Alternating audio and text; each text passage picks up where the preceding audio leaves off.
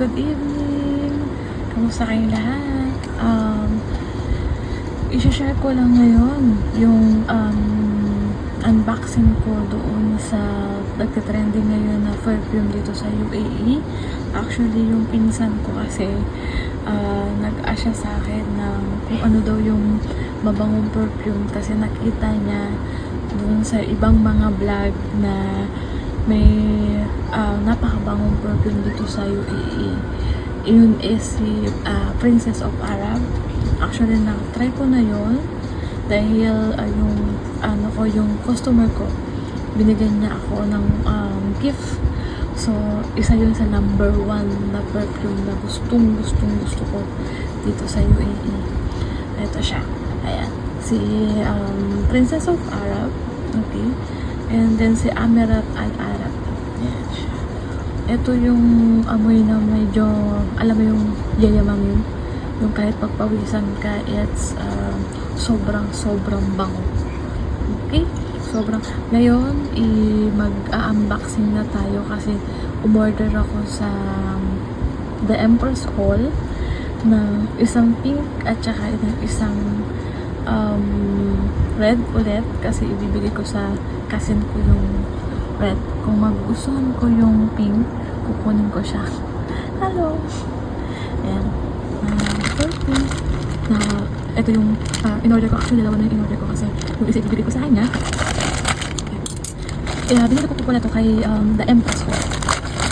Ayan siya. Ang ganda ng packaging pa. Guys, yung pink. Itatry ko sa susunod yung kulay black and blue. And saka yung favorite ko na hinahanap ko na Naila. Yung favorite perfume ni Rihanna. Open na lang natin kasi meron akong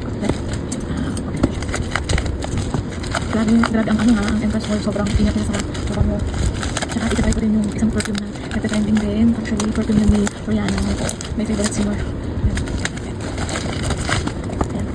Ito, dito nyo malaman kung fake or original yung mga perfume. Pwede nyo po siyang i-scan. Okay? Then pwede nyo sabihin sa seller na original o hindi siya original. So ngayon, open na natin. Ayan. Ayan, magkatasi.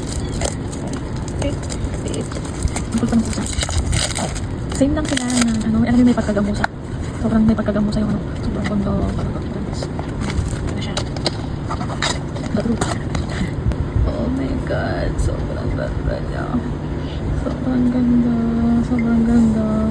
ganda nilang dalawa. Sobrang pag ito mabango, akin na to te.